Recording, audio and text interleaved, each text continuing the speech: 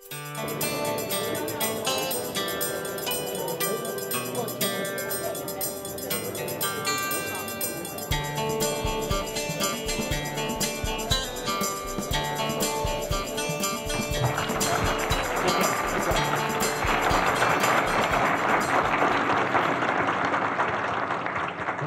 is a great crowd. What a great crowd. So thanks very much, everybody. First, I want to thank you for coming out on a rainy Saturday afternoon. I'm sure there's lots of other things you could have been doing, but my guess is we've got 150 or 170 people here, and this is absolutely tremendous. Shows to me that you really care about where you live. I want to spend a few minutes and just talk to you about who I am and why I'm doing this. I've introduced myself to many of you, and actually I've met many of you in person previously. I've lived in Durham region my entire adult life.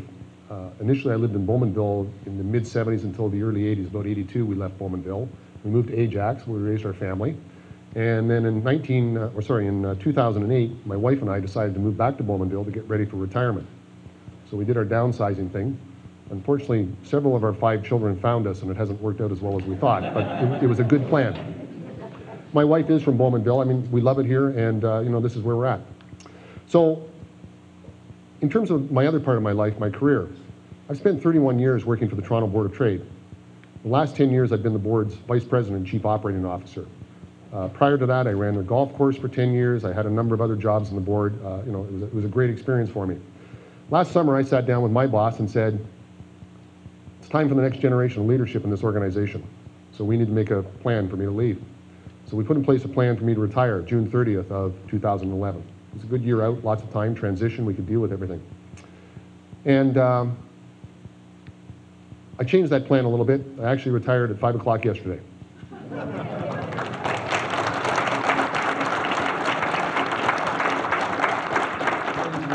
So I'm not only in this with both feet, I'm in this up to my neck, okay?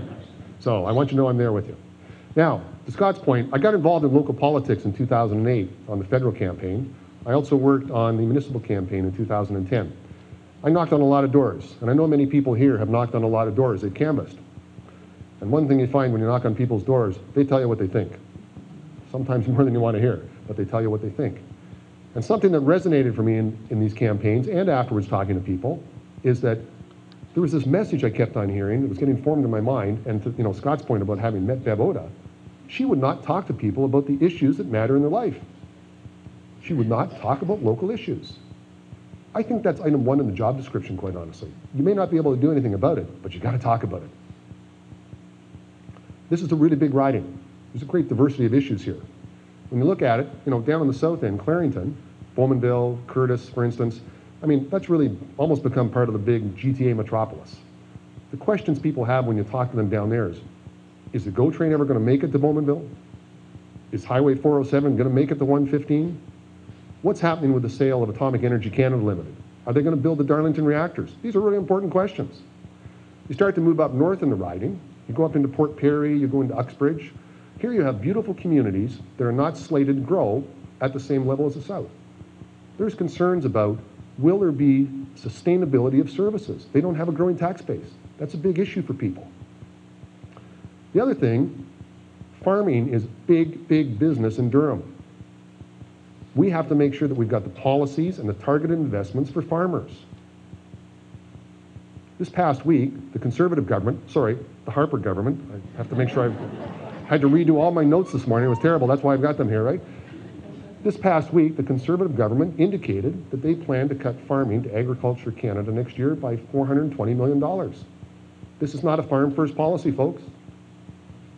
So we may have differences in the local level in this very large riding, but when you look at it from the perspective of what binds us, whether you're a farmer here in Blackstock, whether you're a senior living in Port Perry, or whether you're a hydro worker and you're raising your family in Bowmanville, you are represented by a person who does not represent you. It's that simple. It leads me to ask the question, when was the last time Bev Oda had a town hall? When did you have a gathering like this? When was the last time anybody in this room talked to Bev Oda? I know these are rhetorical questions and we know what the answer is. No one, never. So I'm telling you folks, Durham deserves better.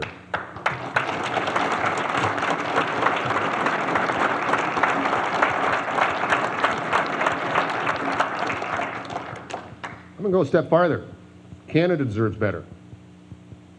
Just a few of the examples that Carol brought up, for instance.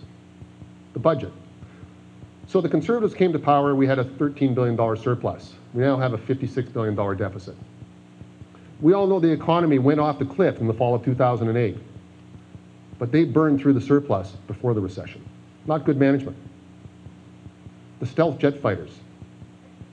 This is an untendered single-source contract. I only have experience once in my business life of a contract like this. I can tell you what it looked like. Cost escalations, cost escalations, cost escalations. This is really terrible business, bad management. Prisons. The Conservative government wants us to have a US-style prison system. Meanwhile, the Americans tell us their system doesn't work. It's not the role of government to duplicate mistakes. On March 22nd, when the budget comes down, there may be some corporate tax cuts. This is not the right time to make corporate tax cuts. This is the right time to invest in this country, to invest in healthcare, education, and programs to look after our families. Stephen Harper has a vision for this country. He wants to make it like the rest of the world. There is no competitive advantage in being like the rest of the world.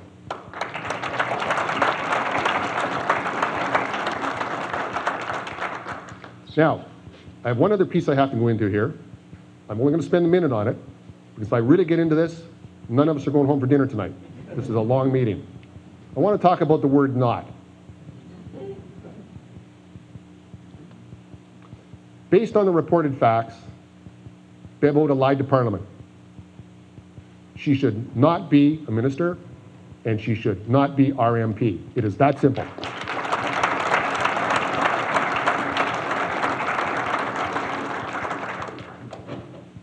Really what she's done is indicative of much bigger issues in terms of how this government operates. Look at the two stories alone that made the front page this week in the papers. Number one, the in-and-out election funding scandal. The government wants us to believe that this was an administrative issue. They want to sweep it under the carpet. You do not go to jail for administrative issues. You go to jail for fraud. Number two, Jason Kenney. He had a little letterhead problem Thursday evening. At the end of the day, he was using your money to buy votes. This is wrong. Bob Rae's here today. He knows a lot more about this stuff.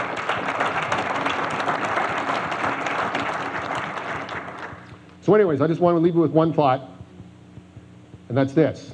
When this starts, and it started, I'm going to be out there every day. This is a big riding. I've got to go from Newtonville to Zephyr. I timed it. An hour and 45-minute drive. Okay? It's a nice drive. It's very pretty. But we have to be out there, and we have to be out there with the message. This is not good enough. We have to be out there to tell everybody. We have to knock on every door, and we have to let them know that Durham deserves better.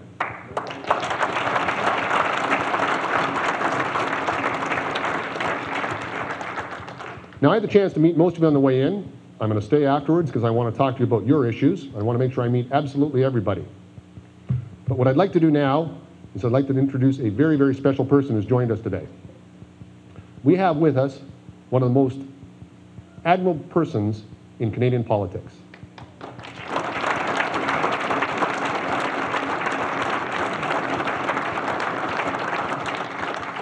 So it's my great pleasure to introduce the Honourable Bob Rae.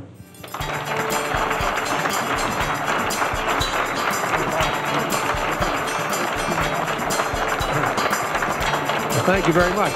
Thank you.